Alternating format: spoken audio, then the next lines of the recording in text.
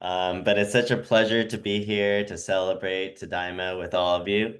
Welcome to our program, A Glimpse into Nikkei Grassroots Activism and Print Media, Civil Rights Leader Sei Fujii pre-World War II Advocacy to Post-War Legacy.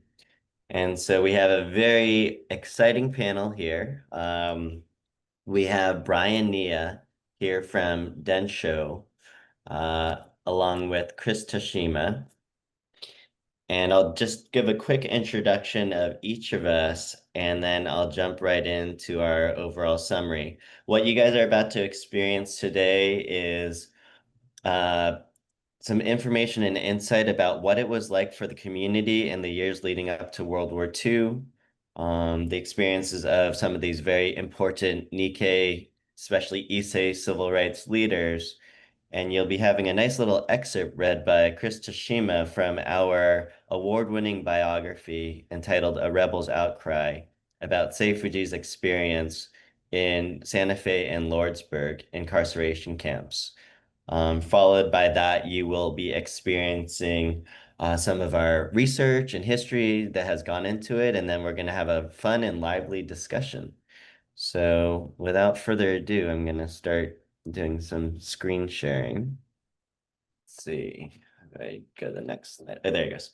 So quick introduction of Brian Nia. He is the Densho content director and historian.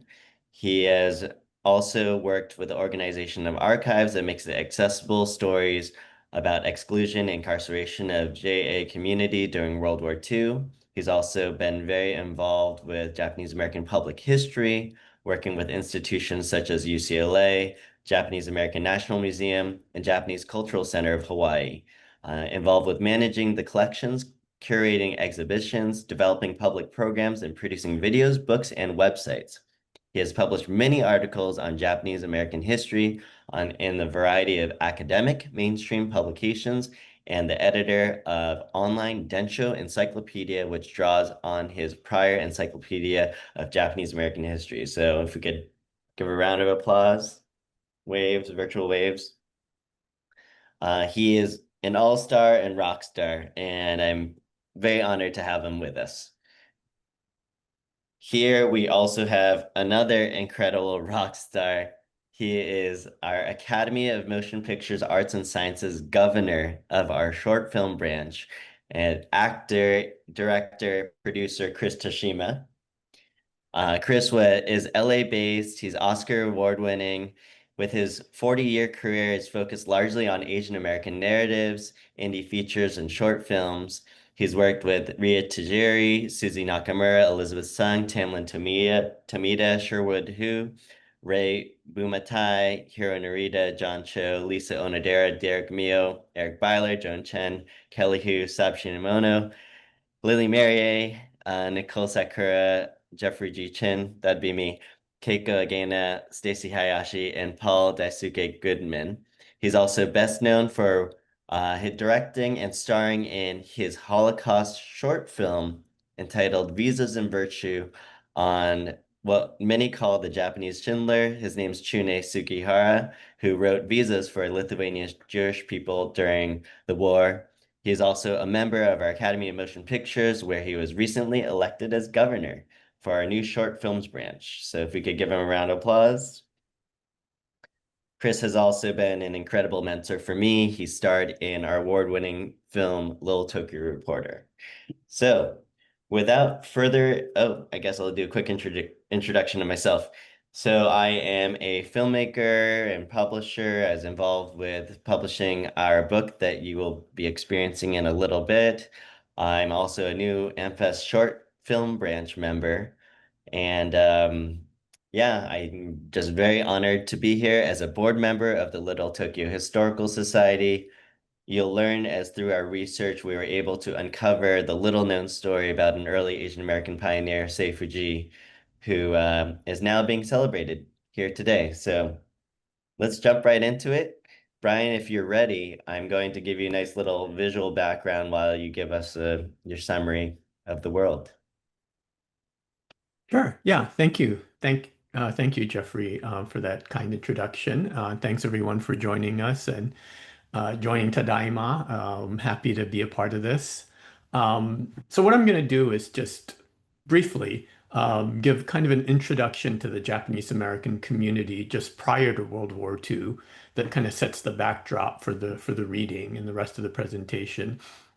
A little bit on the role of the newspapers in the Japanese American community, and then briefly what happened with the rounding up of Japanese American immigrant community leaders right after the attack on Pearl Harbor in 1941.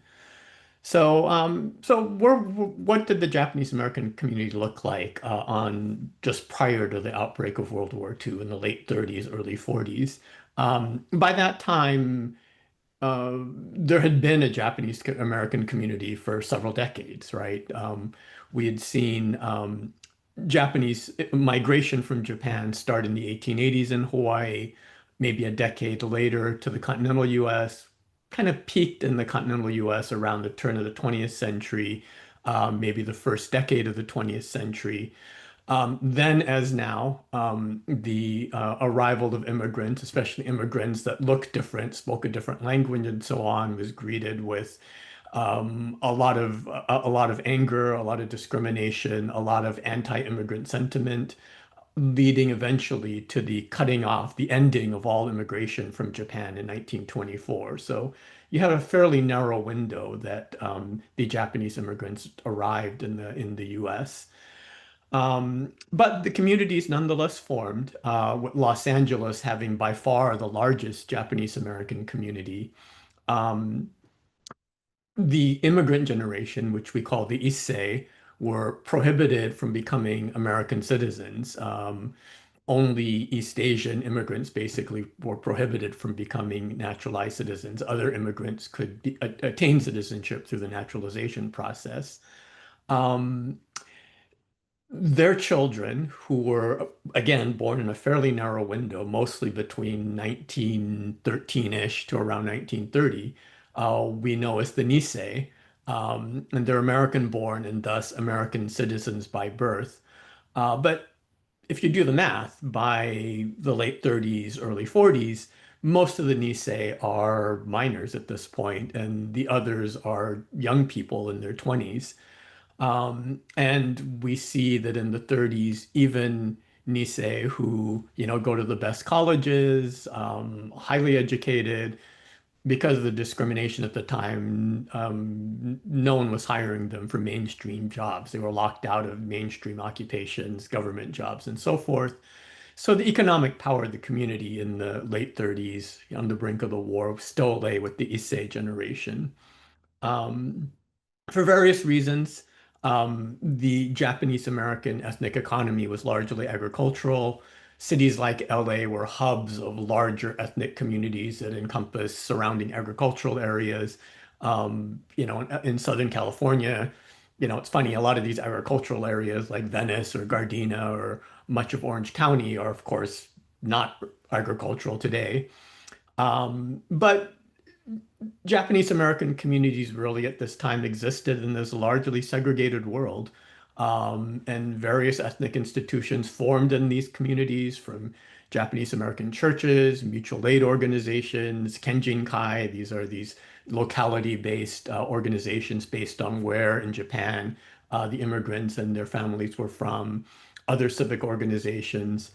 In Los Angeles, the center of the community was really the Little Tokyo area, which is pictured here, largely because of restrictive housing that prohibited Japanese and other people of color from living in much of the city. The vast majority of Japanese Americans in 1942 lived in Little Tokyo or in the general area of downtown. Um, but beyond enforced segregation, commercial and residential clusters like Little Tokyo were often preferred by ethnic communities in the sense that they're kind of a haven from the racism of the outside world. You're around people who spoke a similar language. You could get Japanese food, see Japanese movies, and be kind of in the midst of this ethnic economy. Little Tokyo was a bustling place in the late 30s, early 40s. But also a place that was riven with different kinds of conflicts over various issues, like how best to address the racism, right? Do you do more of a accommodationist strategy, or do you challenge things more directly? What your attitude towards Japan and Japanese militarism should be at this point in time, what the role of the Nisei should be, and maybe fundamentally, is there a place in America for the Nisei and for Japanese Americans going forward, given the kind of racism that was ongoing at the time? And for many, the answer was no, right? You had many who had left and gone not just back to Japan, but to try to um, establish lives in other parts of the world, whether it's Brazil or other parts of territory controlled by Japan, Imperial Japan, in the late 30s and early 40s. Newspapers were one of the key institutions in Japanese American communities, which pertains specifically to our program today. They were started by Issei shortly after they arrived. The earliest newspapers go back, into the 1800s. Um, the original ones were the early ones were entirely in Japanese. But then in the 20s and 30s, many of the newspapers with the coming of age of the Nisei generation who spoke English as their first language and grew up in an American context, many of them started English sections. And some of those English sections were quite robust by the late 30s and right before the war. There were even a couple of purely English language newspapers in the Japanese community that were run by Nisei. Um, on the eve of war, Los Angeles in particular had several papers. The largest was the Rafushimpo, which is the only one that still exists today. The rival for the Rafushimpo was the Kashu Mainichi, run by Sei Fujii, who is the subject of this panel.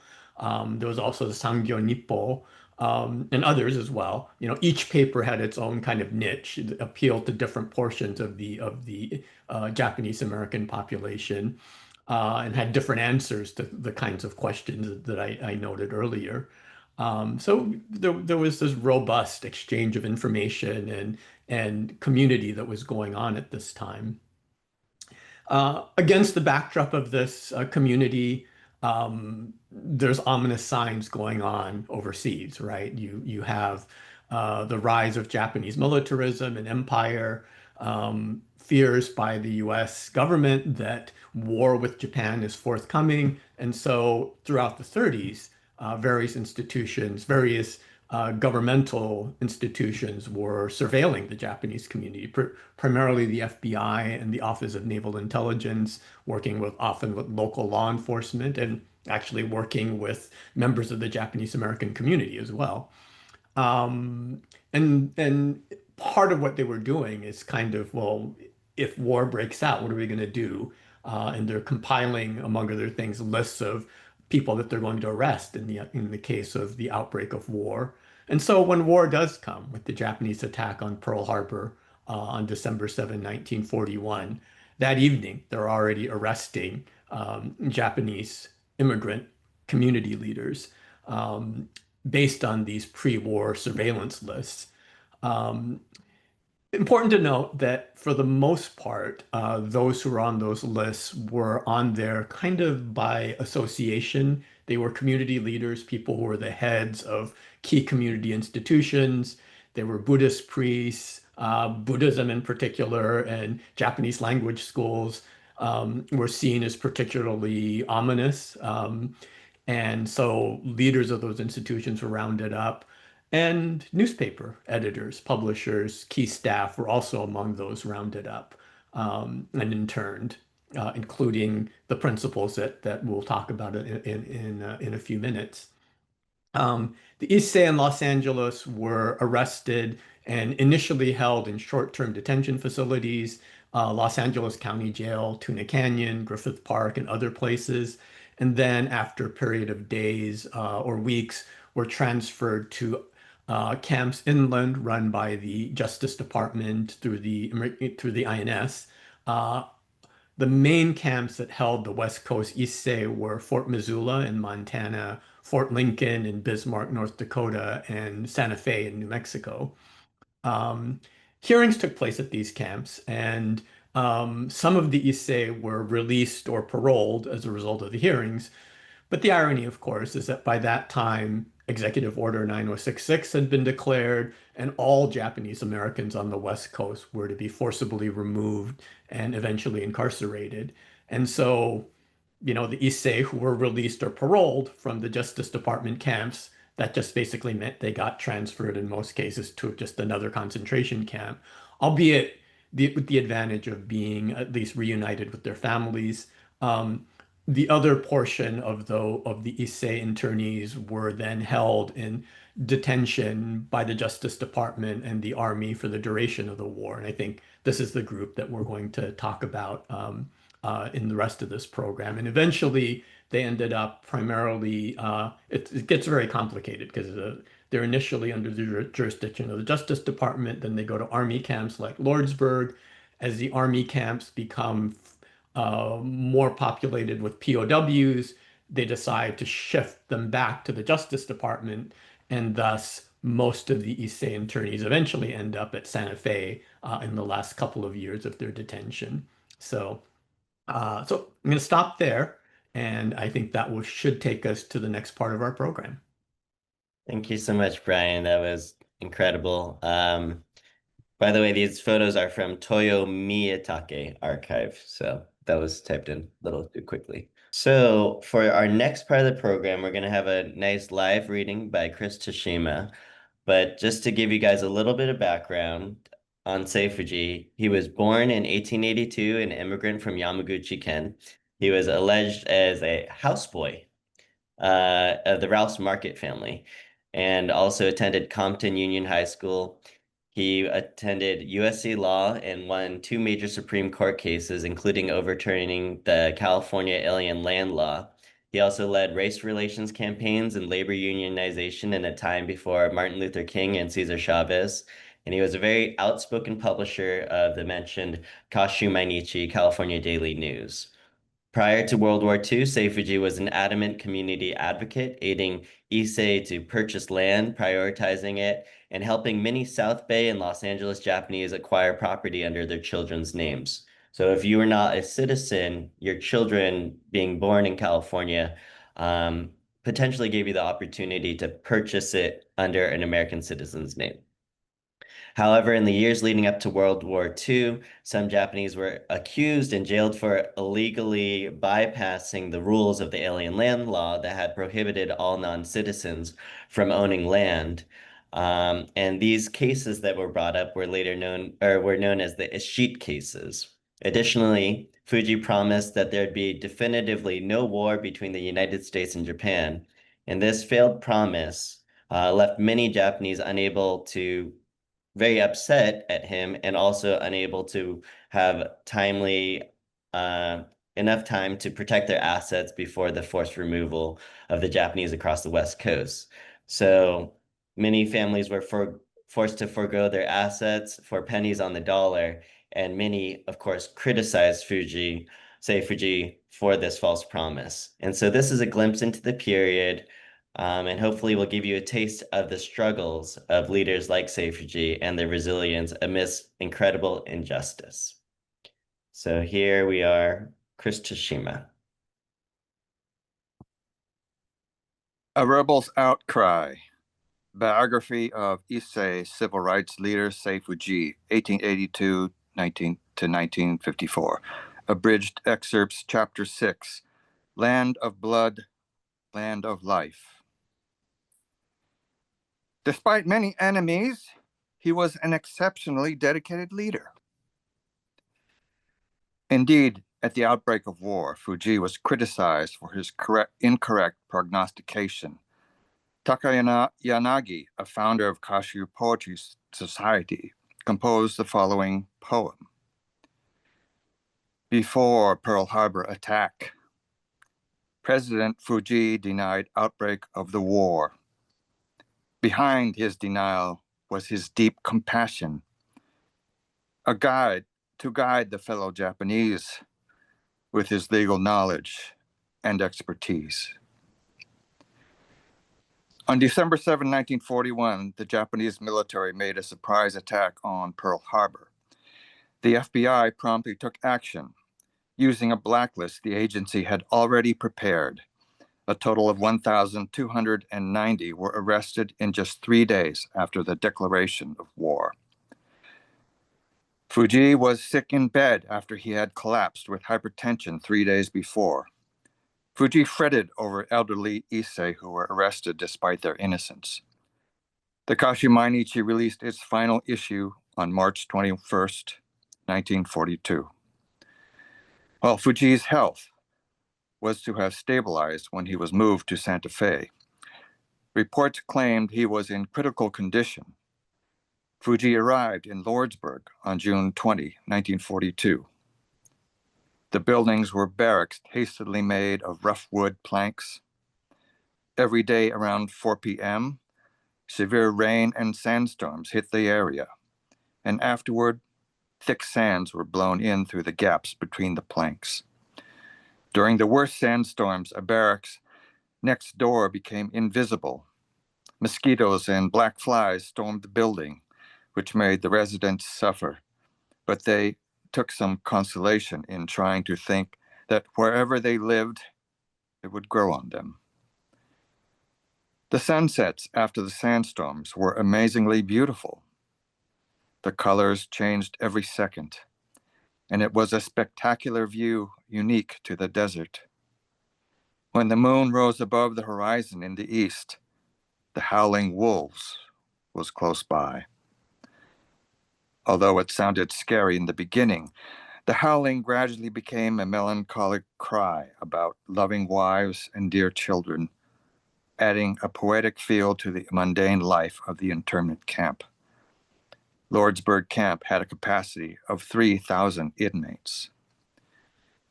Inmates were ordered to engage in heavy work inside and outside the camp.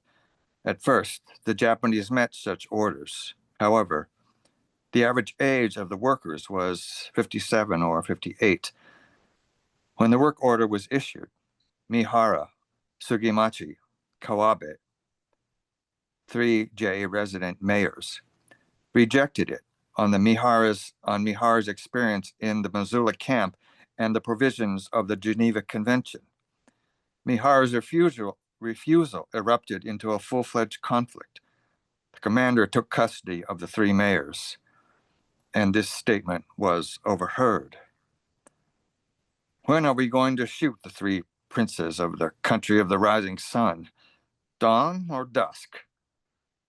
Maybe not in daylight. I have shot rabbits, but not a human. Secret messages were passed among the inmates in lunch boxes. It is also said that Sei Fujii, a leader among them, thought that releasing the 3 mayors from detention should be first priority.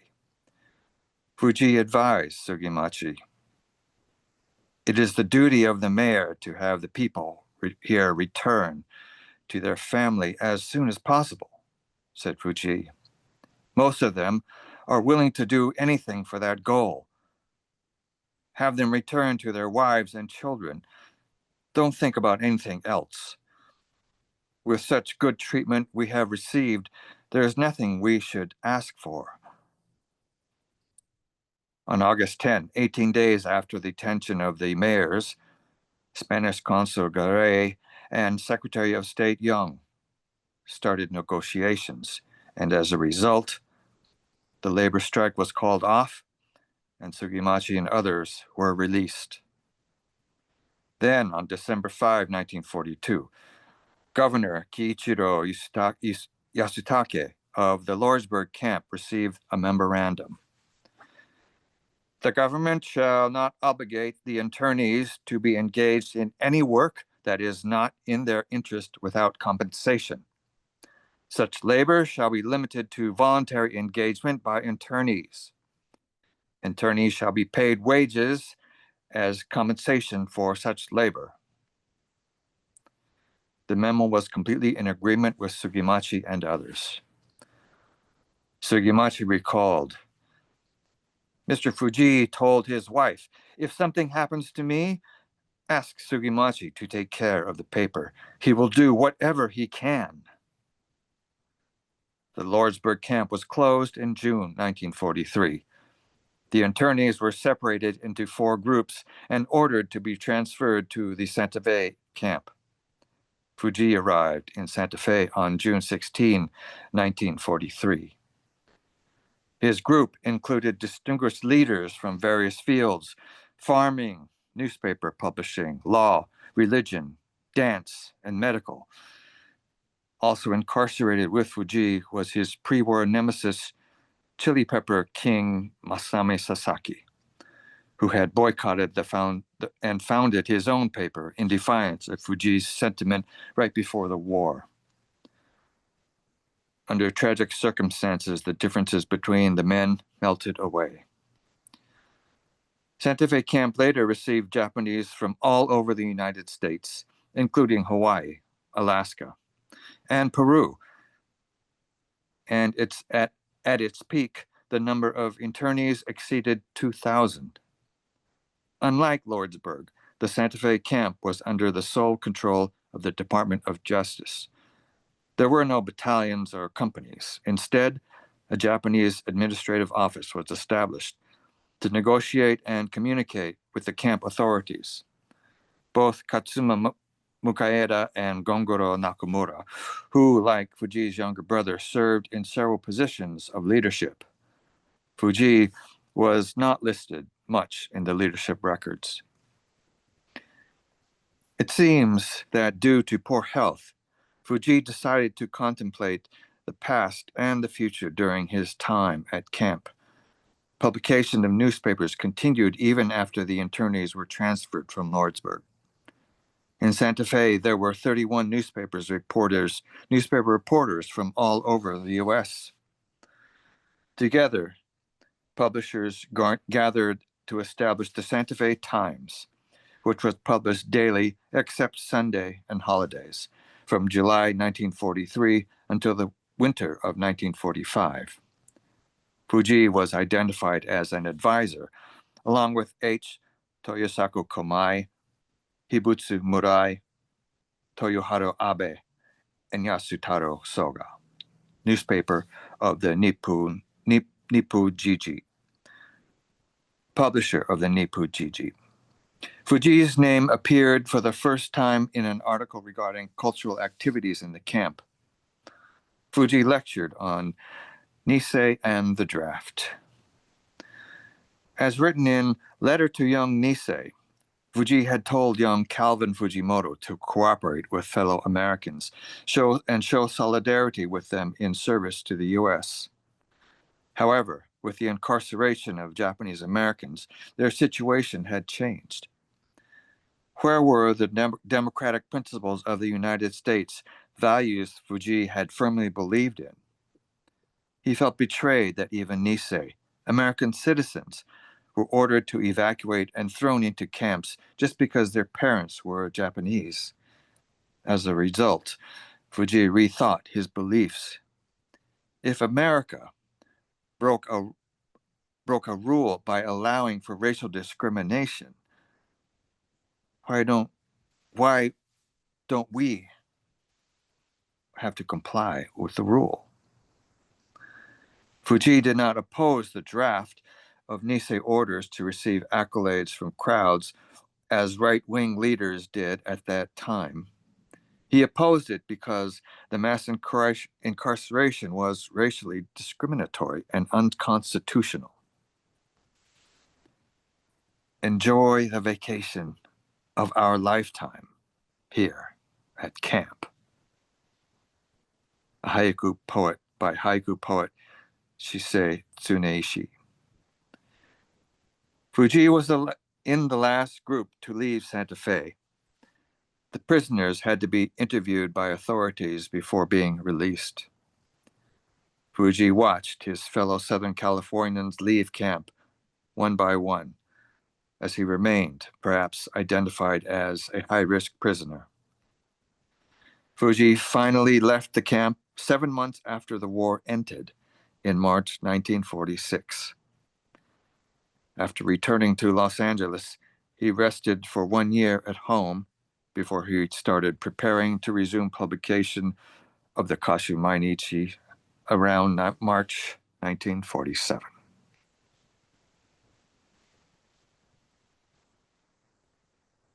Wow. Incredible reading, Chris. Thank you so much for doing that.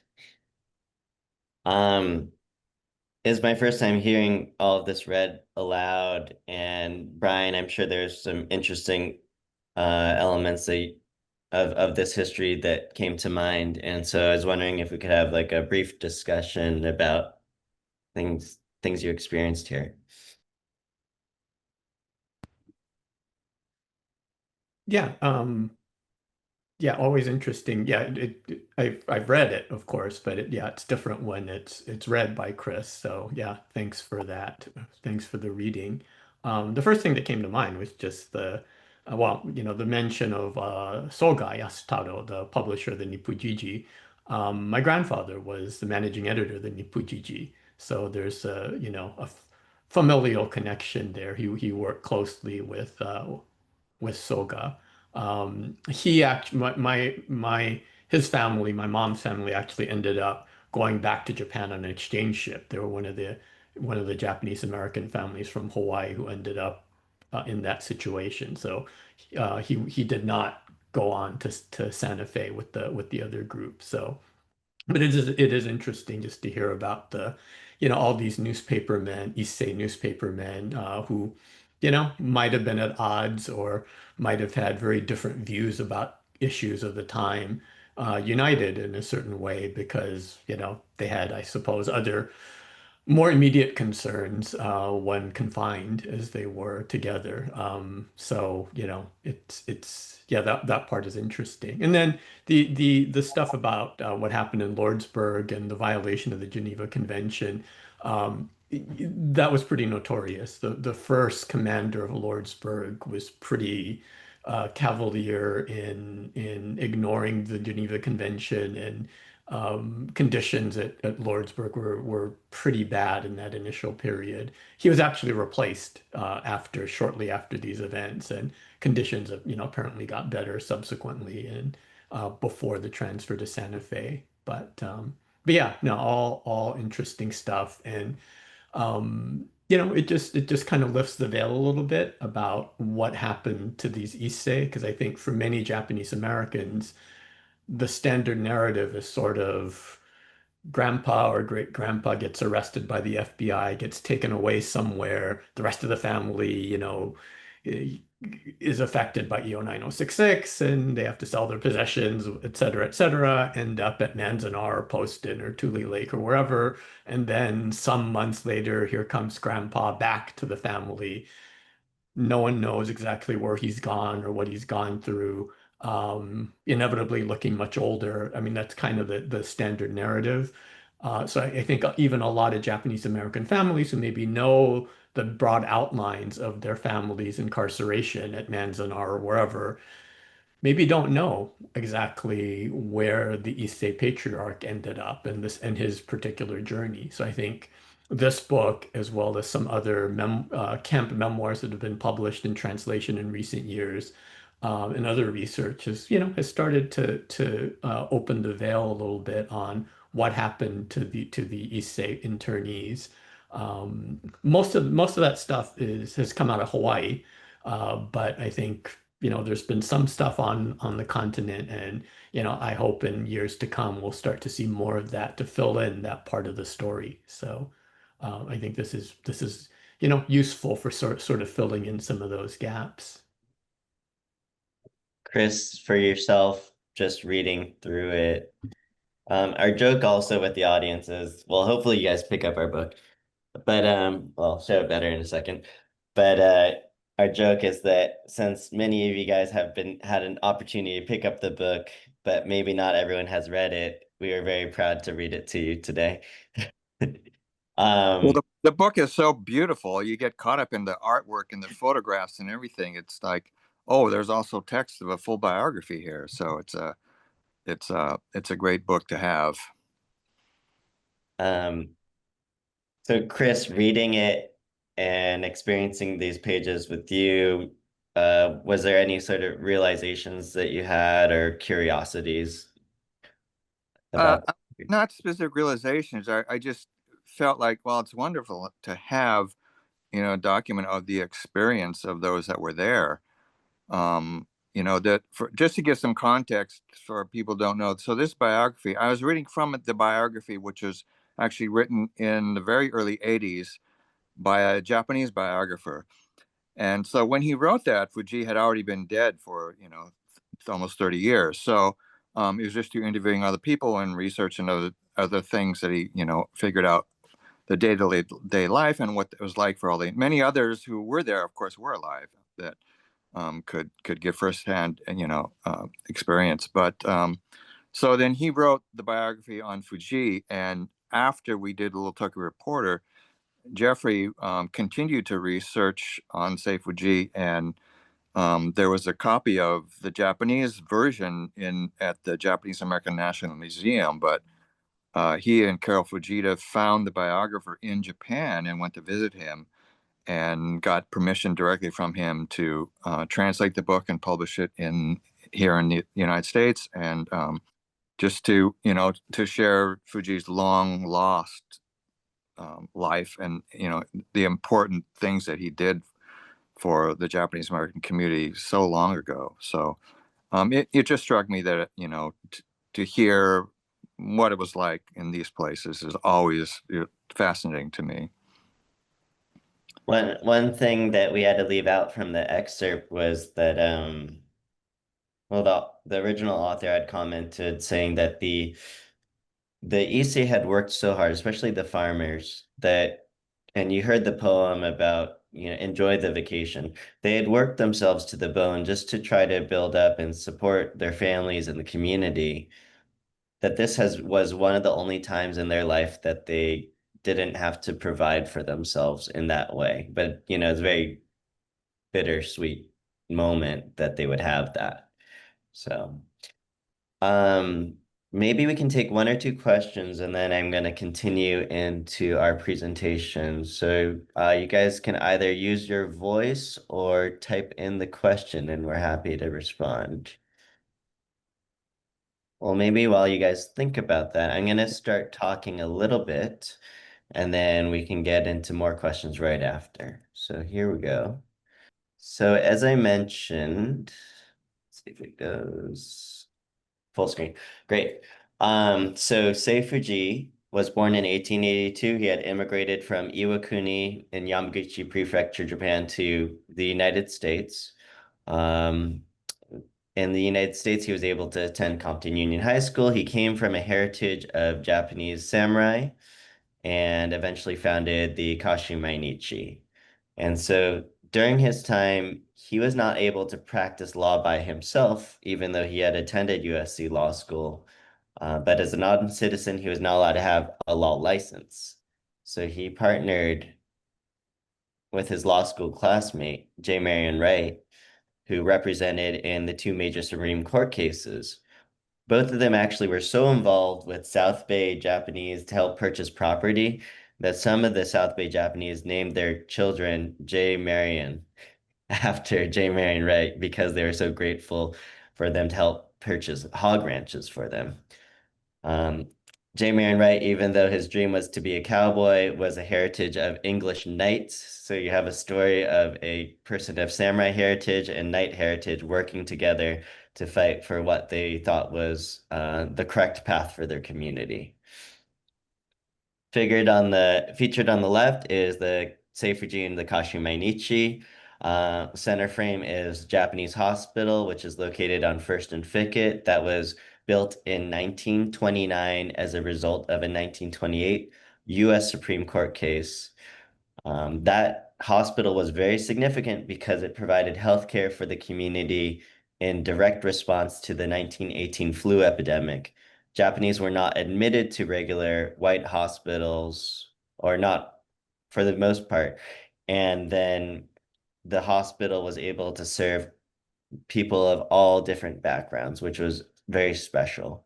Sei Fujii was quite the talker, so he was the target of several assassination attempts. He had very complex journey and his path, because as a legal counsel, he had to represent whoever he could, but with his newspaper, he was able to use it as a tool to represent the community.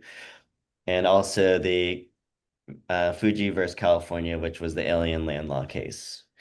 So as Chris mentioned, Carol Fujita on the far right side, she's a founding board member of the Little Tokyo Historical Society. I met her back in 2010, and she had done research on history of Japanese healthcare, and she's pretty much the main reason why Sei Fujii's story had been revived within the past decade or so. Uh, she was born in Japanese hospital. Her family comes from nearby in Hiroshima, and she was able to get in touch with J. Marion Wright's daughter, Janice Lamoury, and we were able to interview her. And then on top of that, we were able to even visit Sei Fujii's granddaughter in his ancestral home in Iwakuni. We were able to get through the archives, and that's part of the research that we utilize to incorporate into our book, which includes historical documents and photos directly from the family. I also went to visit the Yamaguchi University, where we found an old yearbook where Sei Fujii had forcibly failed from his studies because he was being rebellious against his grandfather, who had a vision for him to go into politics. If you look at the history of uh, prime ministers or leaders of Japan, about 1 in 3 come from Yamaguchi-ken, and it was part of the plans for Sei Fujii to get into politics as well. So back in 2011, I was probably one of the luckiest people to produce my first short film starring Chris Tashima as Sei Fujii. We were able to recreate 1935 Little Tokyo during the Nisei Week celebration, and it told the story of how he confronted corruption within the community. It's been a huge success. It still screens to this day, but one of the bigger sort of accolades that has happened beyond this has been the legacy of honoring Sei Fujii's work. So in Little Tokyo, we were able to build a memorial lantern that acts as a beacon for the Nikkei community and people, supporters of the Nikkei community who believe in this fight for justice.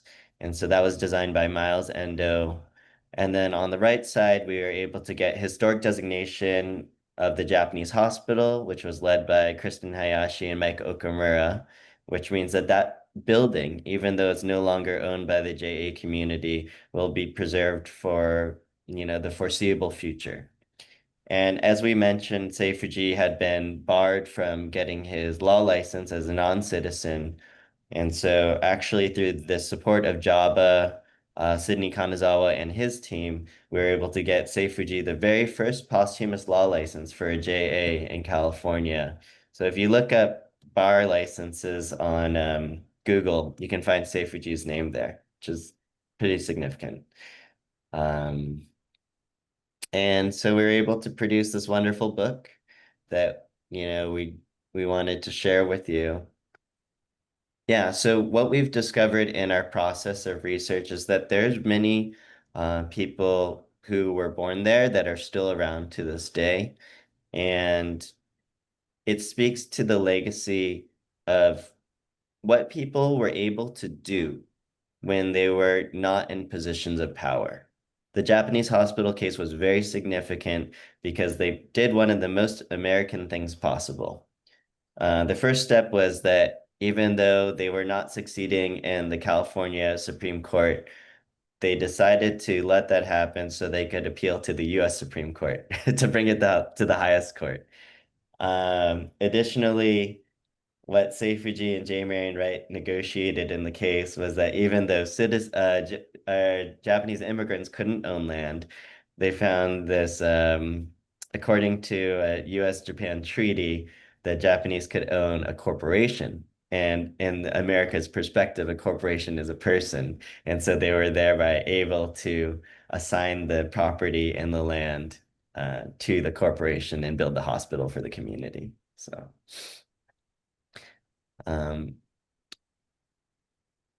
Okay, I will jump back into this because I have so many exciting stuff. that I want to share, and then we'll get into more questions.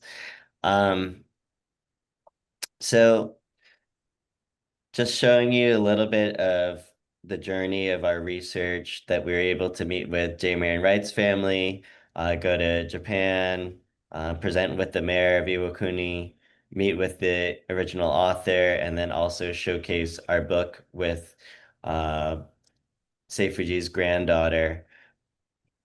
I've been developing a feature film, which has been in progress. And so we were able to do research to see what the old Japanese schoolhouses looked like. There's historic bathhouses that were in the JA community in Southern California, and also did research on the history of Sei Fujii's ancestor, who were warlords, but then they were exiled to Iwakuni.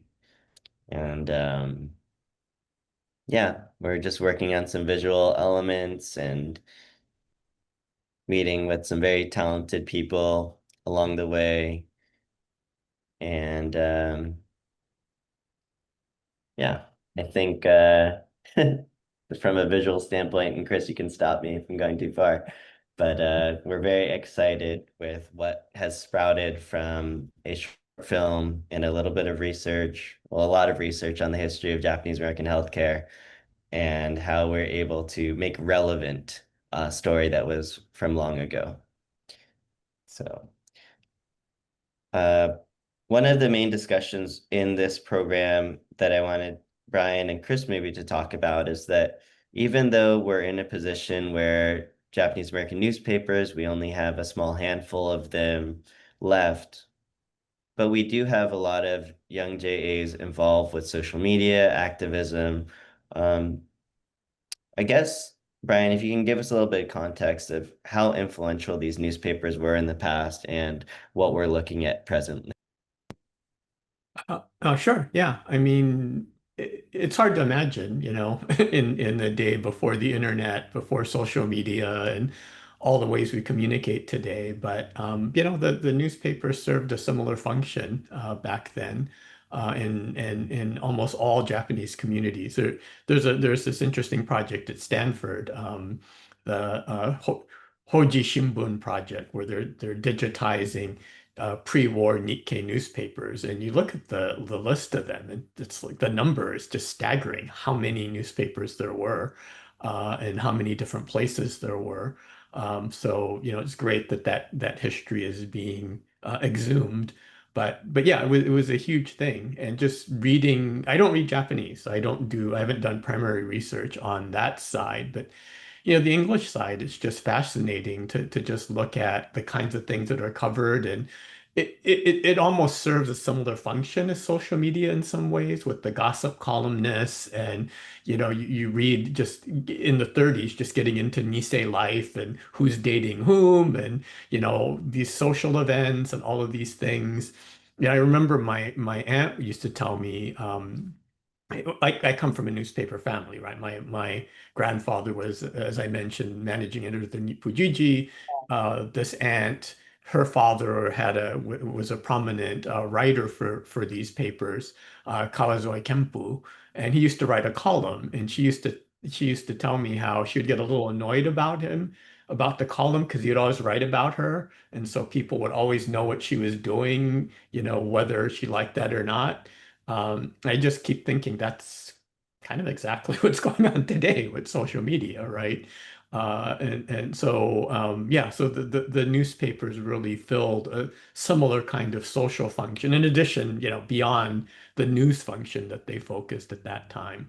And I think that role continued into the post-war period, although I think for Sansei it became a little less relevant. And then, of course, there was this whole run of Sansei newspapers like Gidra and others that were started in kind of in reaction to feeling like the mainstream Japanese American papers weren't covering them anymore. And then just in recent decades, just with the passing of the Nisei generation and just changes in the newspaper infrastructure and society in general, a lot of these papers have come on hard times and have folded in the last recent decade. So, I think it's really important to support the ones that still are there. The Rafushimpo, the Pacific Citizen, the Nichibei was another old Japanese American paper that started, well over 100 years ago, but they've made an interesting pivot into kind of a nonprofit status. They still print a paper, but they do a lot more stuff online and have branched out into a lot of other activities. So um, yeah, it's important, I think, to support these legacy newspapers that still exist today, and understand kind of the different role that they play in the community today.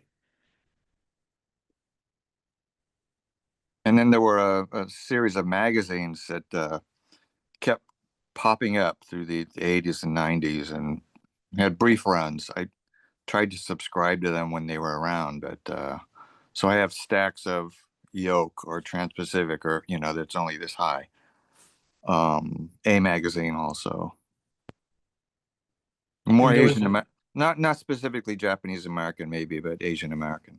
And there was actually a precursor to all of those in the 50s, or 40s and 50s. There were a couple of Nisei pictorial magazines, Nisei View and Scene magazine, published in the late 40s into the 50s. They're fascinating.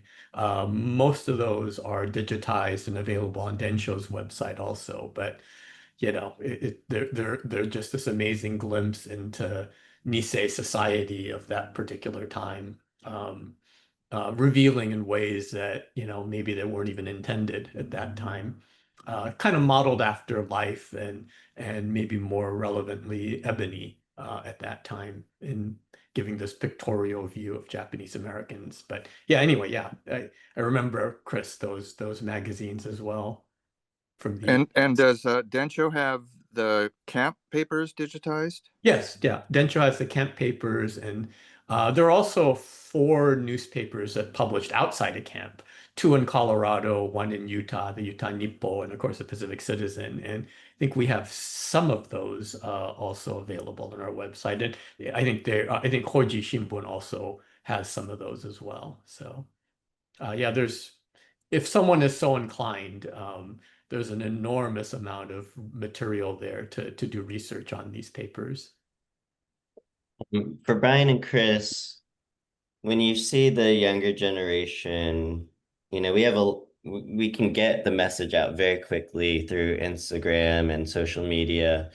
But what do you think is elements that the writing in the newspaper, the research that's different from maybe what we do see on social media these days, and how can we learn from what was put into that work that can be applied for this next and current generation?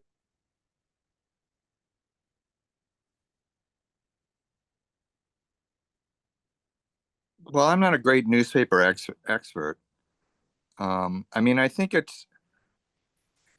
individual columnists that are interesting, grab a foothold and last, and people read them. And the same thing can be true with people who had very interesting podcasts, or um, something that appeals to a large group of the population will just take a hold, and people will start to follow it, and word will spread. I mean, I think they're very similar. I mean, you can go way back, of course, newspapers came out, and there was radio, and radio was it for a while, and then there was television, and with each of those, technological advances, they just evolved into their own field, and the popular talk show host or popular news magazines, or it kind of comes down to your skill as a journalist, your appeal as a journalist. I think that's really what it is, and I see that continuing into the whatever the next formation is of that some type of journalism. Yeah, I don't have a great feeling about the future of newspapers, just because how the whole ecosystem has changed, and how a lot of the functions newspapers once provided are other forms of media have sort of usurped, which may or may not be a good thing. I tend to think not, but but I'm old, so of course I'm going to say that. But so yeah, Chris mentioned, podcasts. I mean, Substacks are also sort of, column what or blogs are kind of what the columnists used to newspaper columnists used to do. The news comes from all different sources now. Some and what's going to happen with this whole, the whole AI revolution that we're living through now. So yeah, I worry a little bit about what the future is going to look like in terms of the functions that newspapers once provided. And as I said, I do hope that the legacy newspapers can find a way to, carve out a role for themselves in this new ecosystem that we're facing today. And going back to the concept of activism, so in society, sometimes people don't feel empowered and they're hoping to pursue change. And we look at the early, Issei and Nisei civil rights leaders, or, later they became known as civil rights, but maybe they were just thinking they're being community advocates. And so I'm I'm curious if you could give us a little bit of insight on, you know, what was their backgrounds and what allowed them to have such impact on the community back in the day. And then maybe we can explain how that might impact current people who are trying to be activists.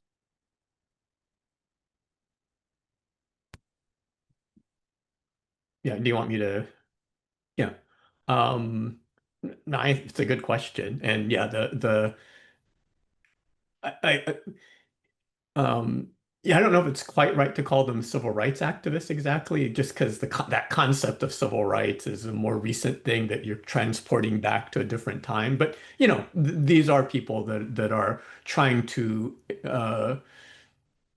activate the community to challenge different things that they see as unjust at the time. And I think it's common in Japanese culture, to talk about this idea of conformity being a value and the idea of, the nail that sticks up gets hammered down concept. But, in the Japanese communities, there have always been, activist strains from the almost from the moment Japanese migrated to Hawaii and started working in sugar plantations.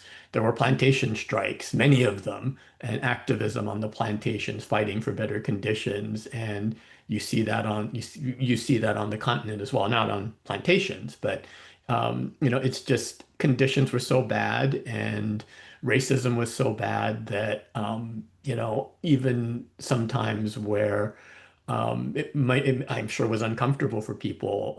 There were people who stepped forward to promote um, activism that they felt would better the community. And Fujii was certainly one of them, but there were many, many others as well. The very analogous figure in Hawaii named Fred Makino, who is also viewed as a civil rights activist today, for challenging a lot of mainstream views, not just.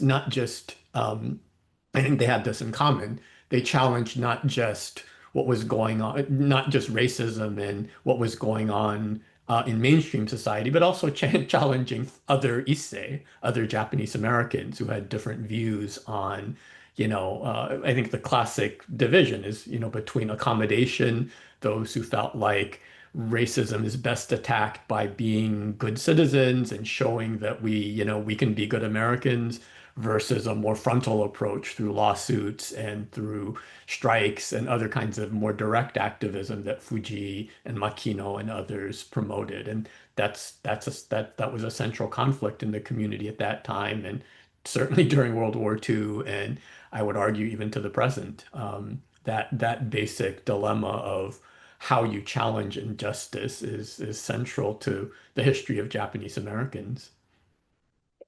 And Chris, being a filmmaker and storyteller and big supporter of our Asian American history, why do you think it is that we don't get to hear these stories about our community advocates? Or if we do, it's only within our own community.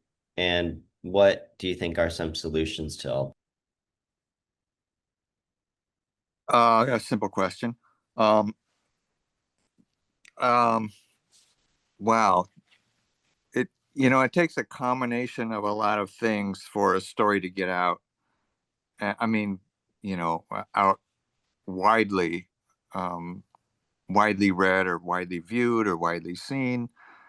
Um, it's just difficult, you know. Everyone can kind of crank out mediocre stuff. Um, but to really hit a mark with a readership or a viewership or something, it's rare to get something that just has that broad of an appeal, I think. So um, there's a lot of these stories that some of us know or have heard about, but then to formulate that into something that then gets a wider distribution, either in print or what's kind of no longer print but digital, or in film or in some medium, it's not an easy task. And I think also because the Japanese Americans are relatively a small group, and we're the only ones primarily who are going to try to get those stories out. So the odds are even more against us because there are so few people like pounding the pavement with this story, or this thing that has to be made or seen or something. So I mean, that's kind of the best assessment I can give. I mean, I have lots of great stories, historical stories that I think would make great films, but each one's going to take millions of dollars, and that requires the mainstream gatekeepers to look at it and say, okay, I'll put some money on that. And they always view it as a risk, at least in the film industry, because it's not something that they understand or has been done really before. So the path is just I think not easy to get our stories told. But that doesn't mean that it's just as important that we have organizations like Densho. That the history is there and it's now on file, and anyone who wants to get to it can. So without that, these things would be forgotten. There's all the work that you did around Fujii. Without that, and without Carol discovering him, he was completely forgotten. If you go back to 2009 or '08, before Carol found out about him in Japanese hospital, completely forgotten. I would guess anyone you ask, do you know about Sei Fujii? They would go, who's that? So, now there's all kinds of things you've done. I can't take credit for it. It started with the short film, but like I said earlier, it's now gone out to all these other things. The lantern in J Town, and the posthumous law license, and it's getting his biography made, and then your hopes of making a feature film. So it's just the path is always just a really difficult one for those big projects, but there's all kinds of small places where we can store this information. Do we have any questions from the audience?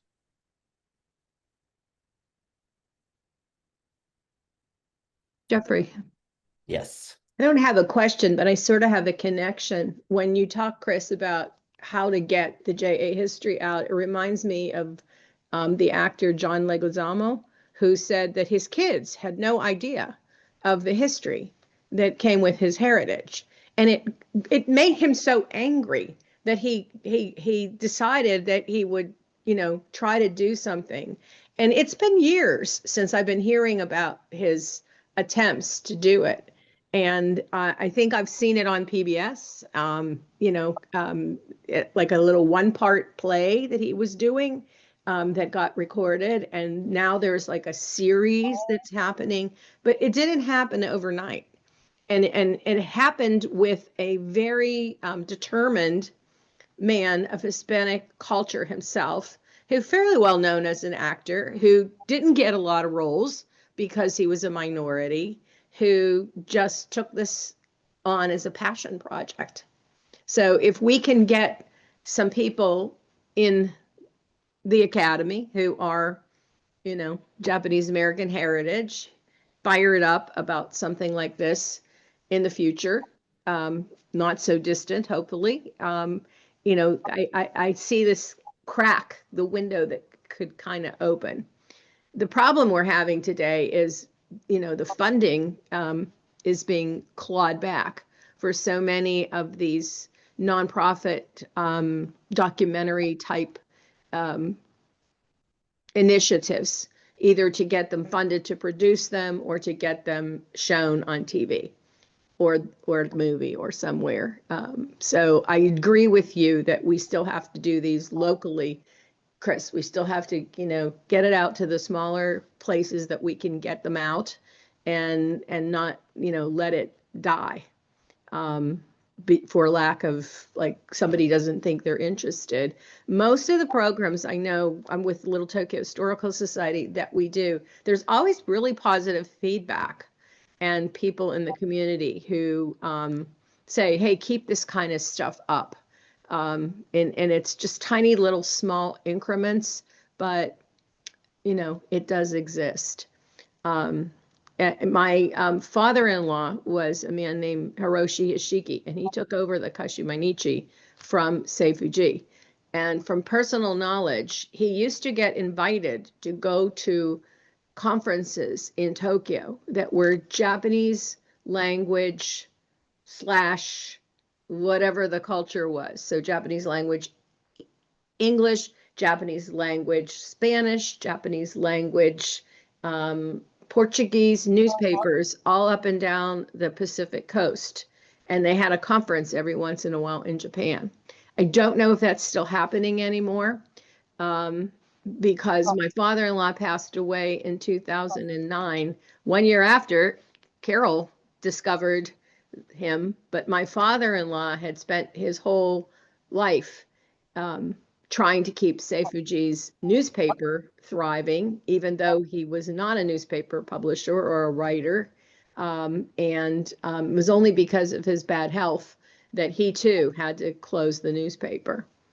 And then a third thing, because I always talk too much, but I did go on the Hoover Institute website and try to read, and I don't read kanji, but the very last page of the edition, there might be only 4 pages. There's a tiny little quarter section that's in English, and it's almost like a little, they call it what, Easter egg discovery about some tiny little story. I remember that the story was about a man who was a widower, and he remarried, and he was picked up by the immigration services for trying to get his second wife into the country on his first wife's passport.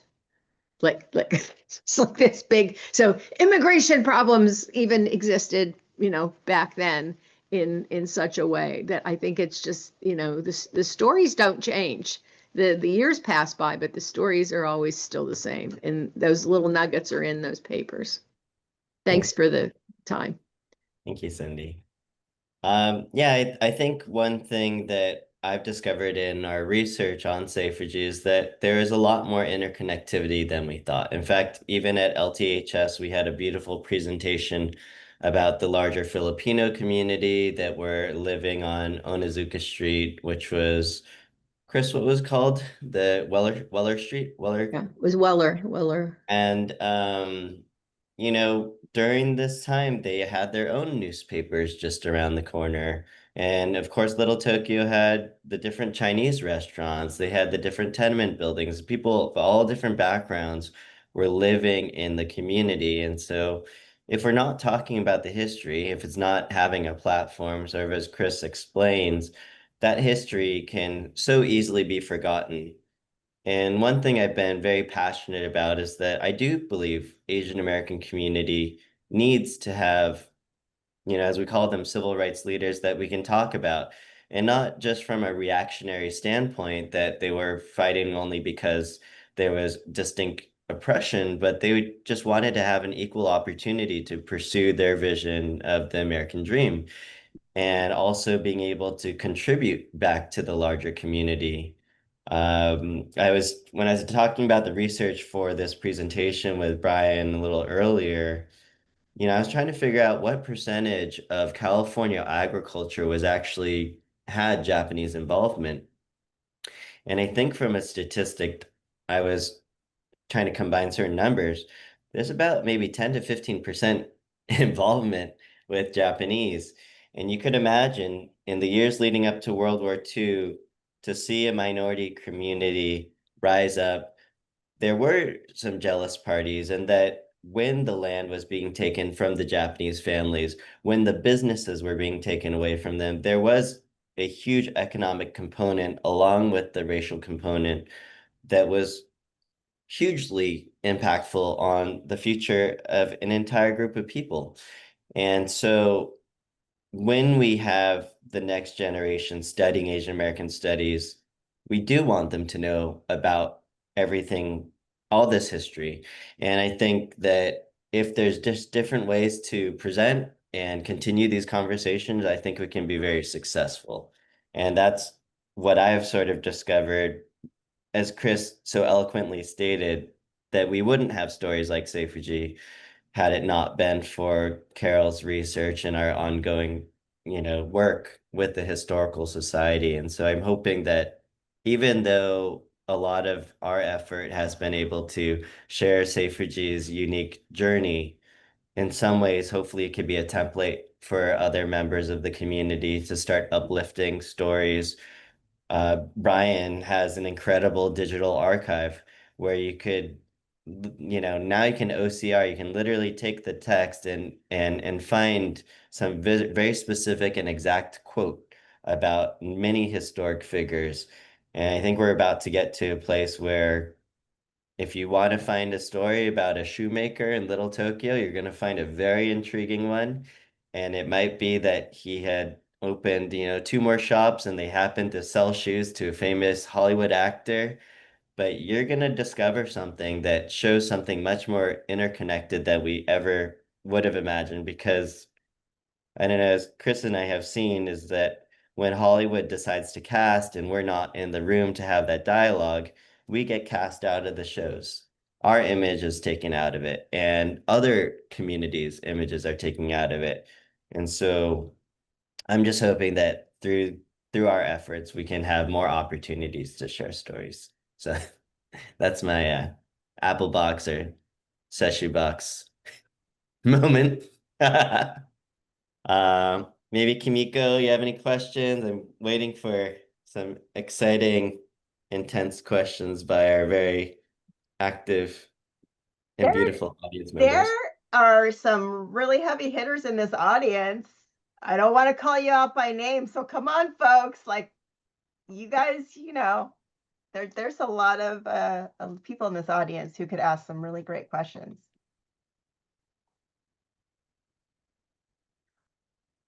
Really, everybody? Are you not awake yet? Come on, wake up.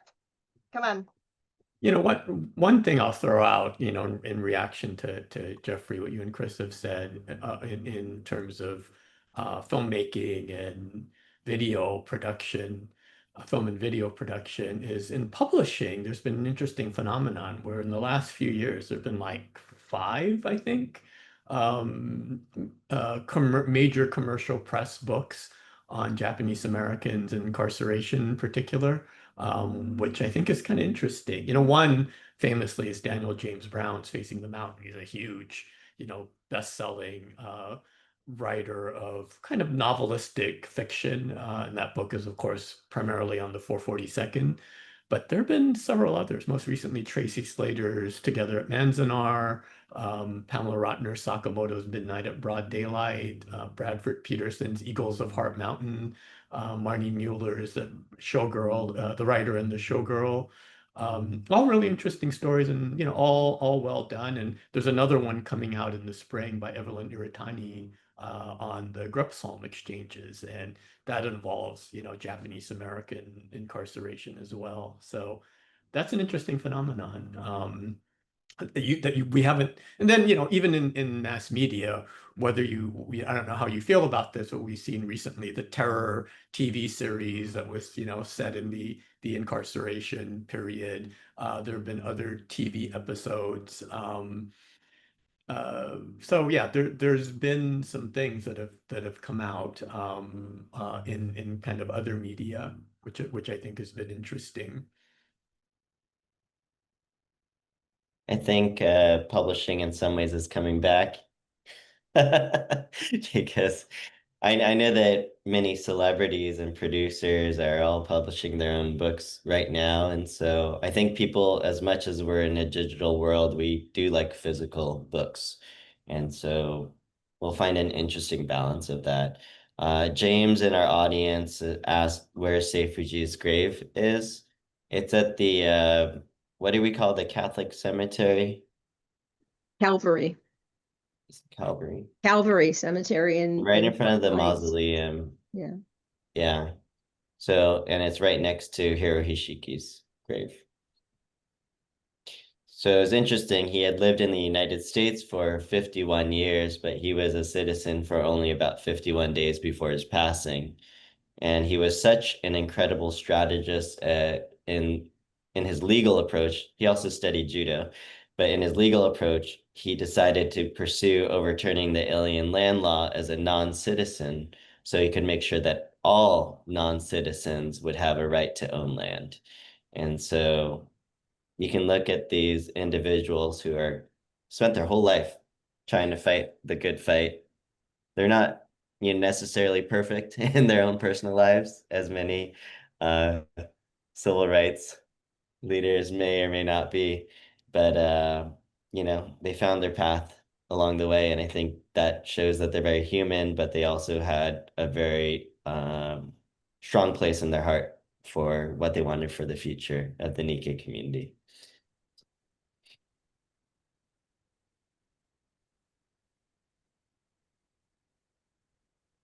Maybe can I hear a little bit of the background? Oh, is Mia asked a question? Okay, as you know, I'm under the weather, so that's why I don't have my photo on. But I'm so old school. I love newspapers. And Brian, I hear what you're saying, it doesn't look good for newspapers in the future. But thinking back, as a sansei, I felt that the Raf Shimpo and the Kashu Mainichi were not really relevant. But during the fight for redress and reparations, that's when and I think people in NCRR, the National Coalition for Redress and Reparations, considered the Ralph Shimpo a partner in the struggle because the reporters were a part of the struggle. They were everywhere we were. They, helped get the word out. And then it kind of tapered off again. And now we have Ralph Shimpo not even in Little Tokyo. And, with all the changes happening. And I'm thinking, is this really the death knell of newspapers? Or, as an older person, I don't get all my information from Instagram because I don't know how to do Instagram and TikTok and all that stuff. And so I still do subscribe to the LA Times and the Ralph Shimpo and everything. And I think there's a generation of folks that, where the newspaper is still relevant. Is there hope for newspapers? Do they need to be a partner again? Because there are so many issues like saving Little Tokyo, gentrification, the immigration issues. I mean, do we need more activist type information, or do the older people just need to get more on top of social media? And secondly, I guess I'm like Cindy too. I I think social media is a really good thing because it really gets the word out, but it's not, it's so dispersed. It's hard to get, you know, um, a focused organizing happening because, things are taking place all over. And, I'm all over the place, but, I just wanted to know what your thinking is about, print media. And I agree with what you're saying about books, Jeff. I mean, what we have in the movies and on TV wouldn't be there without the writers and the books. But I just want to know thoughts about print media and how we can kind of focus. There's a lot of energy and there's a lot of anger and a lot of confusion about what's happening today. And it would be nice if, within our communities or whatever, that we can kind of have focused efforts.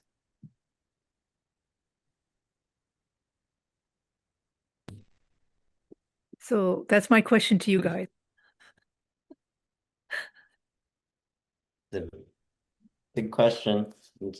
I just talking about, how NCRR and the newspaper was so important.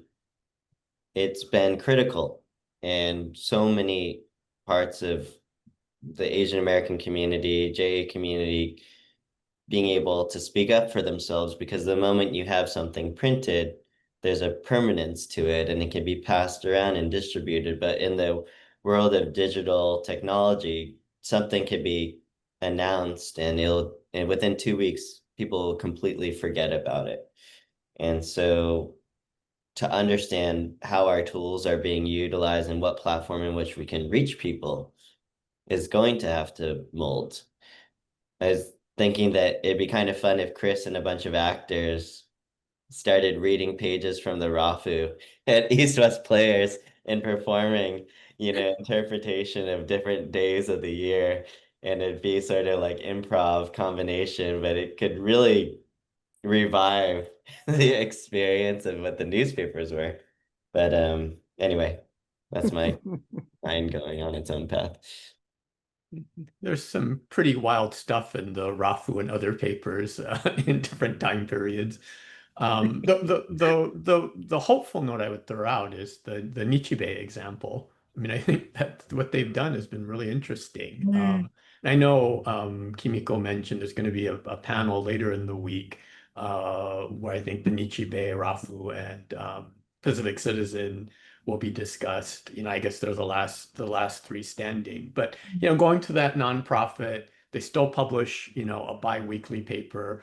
A lot. I mean, it's a Bay Area thing, of course, so it's primarily Bay Area focused. But it is this vehicle where a lot of debate and a lot of activism in the community is in the pages of the Nichibei. And then they branched out to they do a film festival, they do the Wakamatsu pilgrimage and a bunch of other things. So I think that's an interesting model, going the nonprofit route. So I think that's one way to do it. It would be. I just see the product. I don't know that much of what goes on the inside, but that's something that's it's allowed them to survive and continue as times have changed. I have a question. I'm not a special person. I'm just a regular person. But this is the second time I've participated in some of these Japanese American pilgrimage talks, and it's been very interesting. But I haven't thought about print media versus online. I'm also old, 66. But I don't read the newspapers, but I have used them for research and such. Is it because you guys are concerned about the use of social media and online stuff? Is it because also the viewer is filtering on exactly what they want to see and what they're interested in? I mean, both my children, they don't watch commercial television or television at all. They just stream. They don't read anything except for what they get fed on Reddit or what their search bar is about. But I find this fascinating. And myself, when I'm searching, I'm on I don't say far left, but on the left side, as I'm guessing probably most everybody on this call is that way. So I also filter, and I've been criticized, or not criticized, but kind of challenged by friends. Do you have any friends who are of the other side, do you have any clue as to why they feel that way, or do you just hate them? So I read and listen to my social media people and my funny comedians from the left side, but I really filter my stuff as well. And I know when I used to look at the newspaper, whether it was the Chronicle, I'm in the Bay Area, or the New York Times, that does present more of a broad brush, and I do see stories that I don't want to see, and therefore I'm kind of looking at it and get exposed to it. I'd love to hear just a little bit from you guys, because I find this topic pretty fascinating.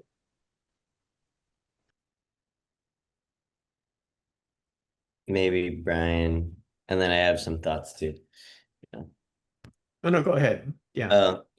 So I feel like right now, since news and information gets injected to us instantly, and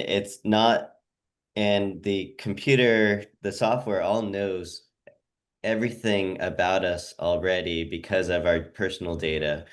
And so they're able to decide what they want us to see, which is really troubling. So I remember growing up, we knew our neighbors, and I know that there's a whole generation who doesn't even know their neighbors. And I find it personally very silly that and not ideal that there's so much divisiveness in our country where we're not able to connect the way that, I used to imagine. And so I think it's to be aware of that, as you mentioned, Connie, about filtering your information, but then also realizing that the tools you're using, you're getting your information. That with the newspapers, I think maybe you would have gotten a bunch of different perspectives, intentionally or not, and it took them a week to send it over to you. And then if you got your New York Times and LA Times, you would have had them, and then even you're holding it with you in public. If you're reading it on a bus, and maybe you share the article with someone, you have a conversation. And so I feel like conversations between people is really important. People up here just jump into Waymo and don't even have a conversation with the driver.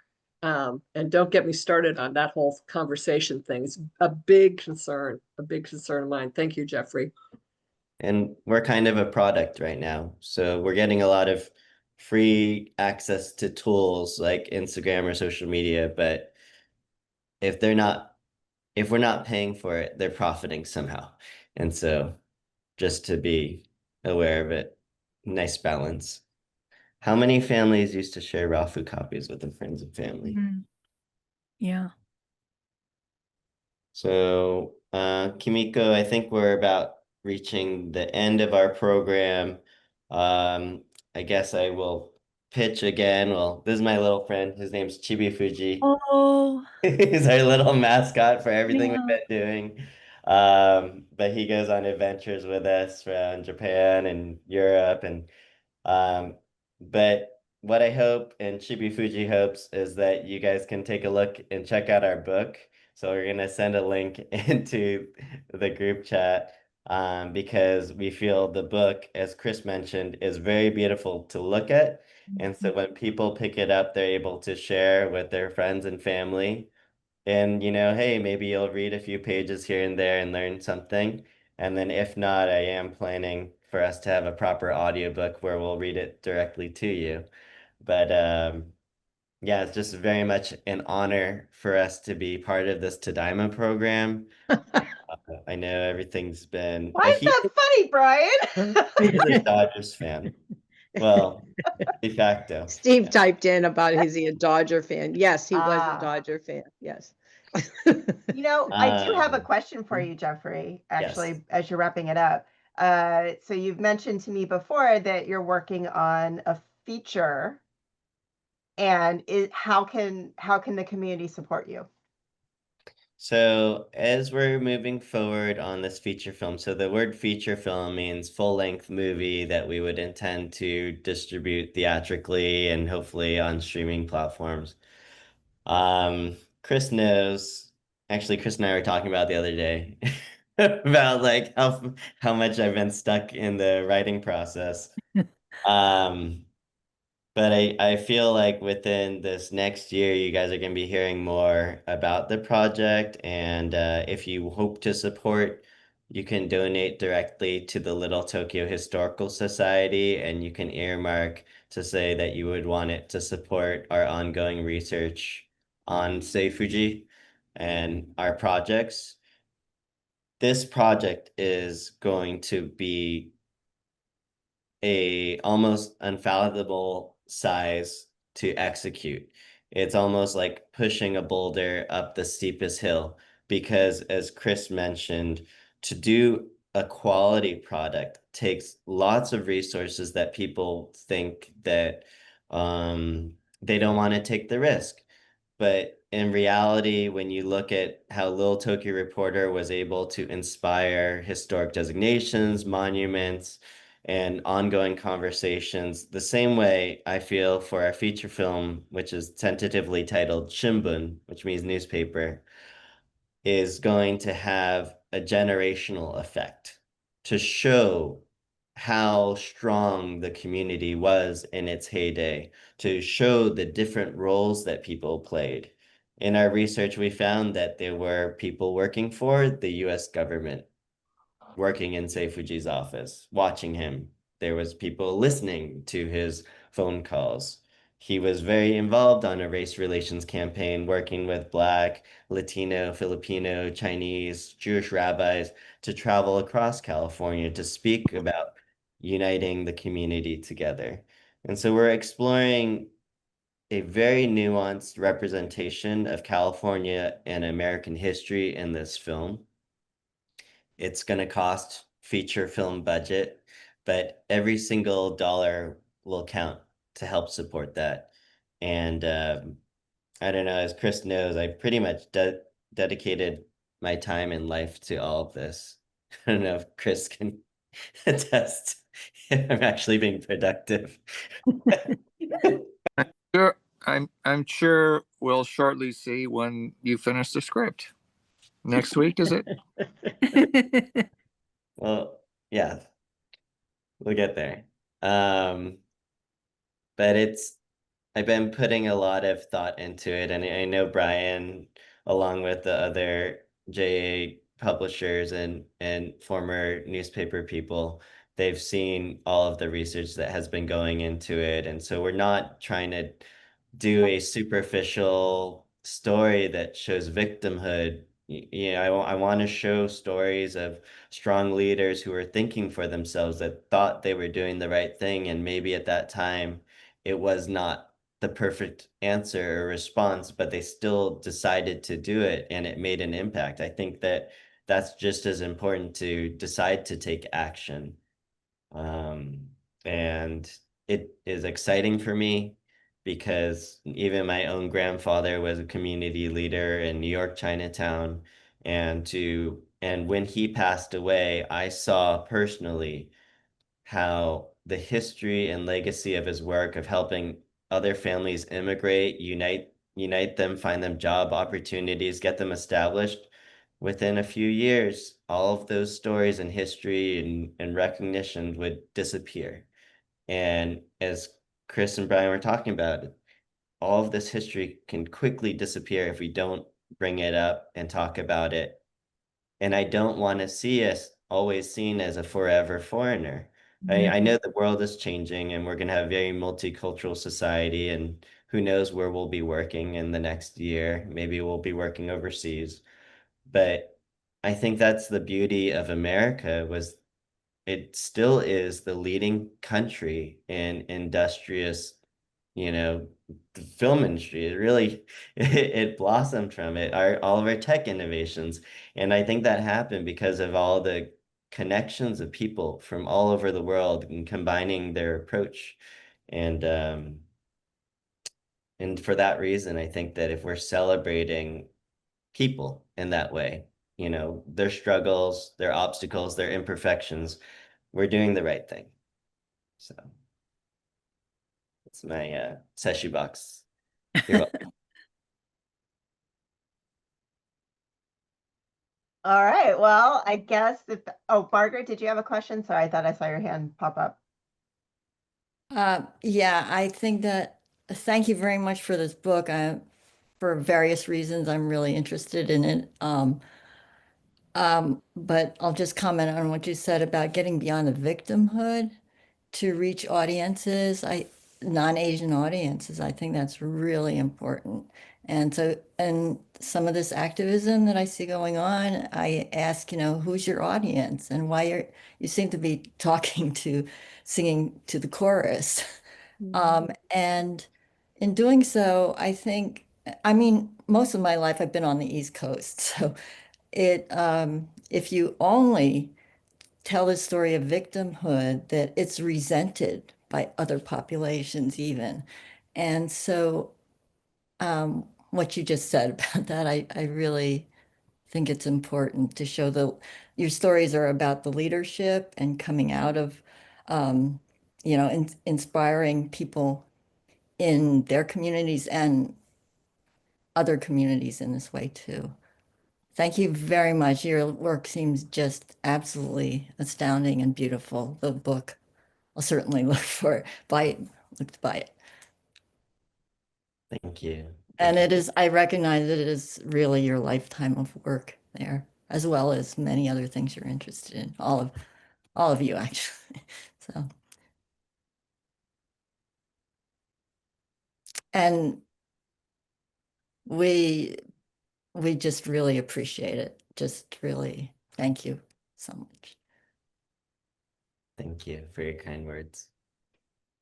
All right. Well, thank you all for coming. This was an awesome session. It will be put up on our YouTube channel. I'm hoping by tomorrow. I have to just do some light editing on it, but and I will send the link out to everybody who registered, so that you can watch it. You can share it with other folks after the fact. So. All right. Well, thank you all. I hope you'll tune in to more of our programming. I put a link in the chat for the Legacy newspaper StreamYard chat will happen on Thursday of this week. So yeah, I hope to see you there. Ask them and be prepared with some hard questions to ask those guys. Okay. All right. Thank you, everybody. Have a good rest of your afternoon. Thank you all for coming. Go Bye. Dodgers. Bye.